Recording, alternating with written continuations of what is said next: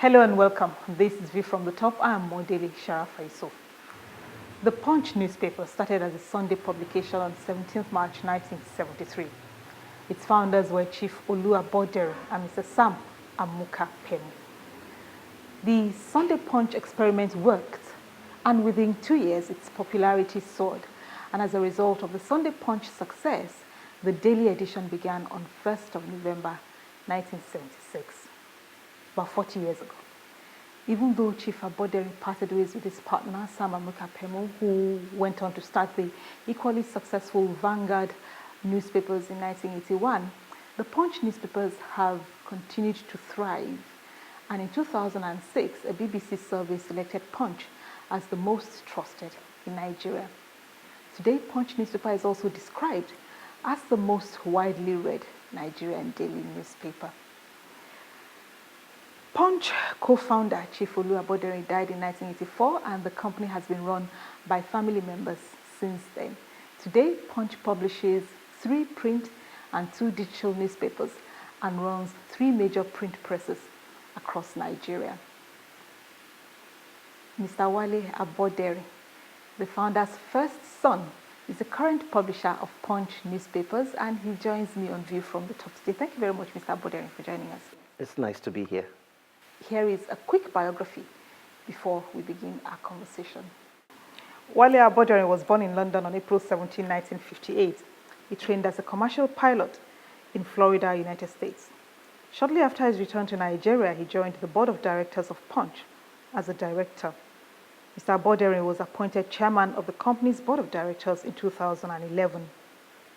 A popular sports enthusiast, he is the founder and owner of Dolphins Basketball Club, a leading African female basketball club with local and continental honors. He's a former chairman of the Lagos State Basketball Association and a former member of the Nigeria Handball Federation. He's also a music patron. He leads the band Rapture.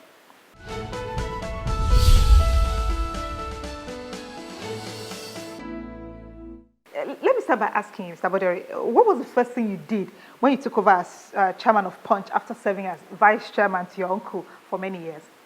The first thing was to cry inside because I knew then my freedom had been curtailed. I knew public expects me to behave in a certain way, and I really wasn't happy about it. I also knew about the responsibility because, as a popular song goes, all eyes on me. So, but luckily I had a meeting with the staff, with the management a few days later, and the first thing I told them is, it's not a crime to fail, but it is a crime not to try. You know, you were stepping into such big shoes, but you know, your tenure is generally agreed to have witnessed groundbreaking changes in the editorial quality, management, and fortunes of Punch, including a hugely successful redesign. It wasn't as if you had all of that in your mind as you were stepping in. You didn't have a blueprint, so to speak. No, I didn't have a blueprint, but considering the issues that went on with Punch after my father died, I had kind of made up my mind. I wanted to do something, but I thought I was going to set up my own. I've been in the entertainment and media business for quite some time in various degrees as a DJ, radio presenter, cameraman, and even as a reporter. So I understood quite a bit, and I always felt that there was a direction I wanted to go, that the status, the status quo right now wouldn't go in that direction. I have tried to bring my own personality into the paper without upsetting those that are there, because it's always hard to change people who are used to a certain system. I've had to sit back painfully because I believe certain things must go a particular way, but the establishment will still be stuck. So maybe over time, they begin to change little by little. But all of this is just the grace of God. You know, the mission statement of Punch is to promote and defend the values of democracy and free enterprise, and to foster the principle of equal opportunities for all. How does the paper work to achieve these ideals? Well, first of all, we also have a statement at the back that talks about our stance on integrity. The reason you are interviewing me and I can stand where or sit here, so to speak, is because I've tried to be a big representative of integrity, which includes one thing which most people cannot do, and that is tell the truth regardless of whose ox is God. So I'd rather not speak, but if I speak, I'm going to tell you the truth. Of course, I know how to put syrup on it when I'm telling you, but I will still tell you the truth. And so I believe that that is the brand that Punch is all about. And being the figurehead, the syrup trickles down. And I think nobody's 100% perfect, not even this. But you will always find one or two bad eggs. But really, we try to promote that and stay along those lines. Someone said there's no such thing as an unbiased media. And publishers are known to influence the political leanings of their publications. How easy or how difficult is it to keep your own biases out of the business or of the newspaper? First of all, I don't mingle with government much, intentionally. I can go where I want to in this country because I don't look for favors, I don't ask for contracts, just go ahead. But the truth is this, if you are going to relate with me, then I must be able to tell you the truth. If not, I walk away. So for me, it's not hard. Now, as the chairman, I don't go and sit in the newsroom every day and tell the editors this is what you should write and this is what it is. But from your body language? Yes, they know because I will see a story, and even the former chairman still does that. We see a story and we feel, no, this story is slanted. There's only one side to the story. I say, everybody says there should be two sides to the story. I say there must be three. And that's what makes Punch different. The human interest. My side and the truth. Correct. But well, yes, I put it that way. I like to say, and I know I'm going to get into trouble with women, but I like to say her side, his side, and then the truth. But you see, every story you tell must be able to teach a lesson of integrity to your reader. That's what I want. I don't want a story that just comes out to malign somebody. Just tell the truth. Don't favor one side to the other. During the last dispensation government, everybody thought we were leaning towards one side. But no, the truth was we were reporting what was on ground. And unfortunately, we have a lot of media who are established, or which were established for personal reasons, especially political. So they tend to lean to one side. But we have always run the middle of the road. And where we see the truth, especially the downtrodden man, we tend to want to favor that downtrodden man who we believe needs an opportunity or an avenue to be able to express himself. He's or herself, because man is man or woman. But beyond that, you report the truth and let the public decide. That's all it is. Advertisers sometimes reduce their spending with media that report too many unfavorable details, and major media conglomerates have found ways to retain their audience without the risk of offending advertisers, especially when they're doing investigative journalism. How do you maintain a balance? Well, first of all, I don't know if other papers do it, but we have a strong legal department, and we vet every advert that comes in. If we think it is libelous, if we think it is unjustified, if we think the claims in that advert are not true, we will reject it. Even if you've paid, we return your money. Now, this doesn't just go to personal adverts. It could be product adverts, public adverts.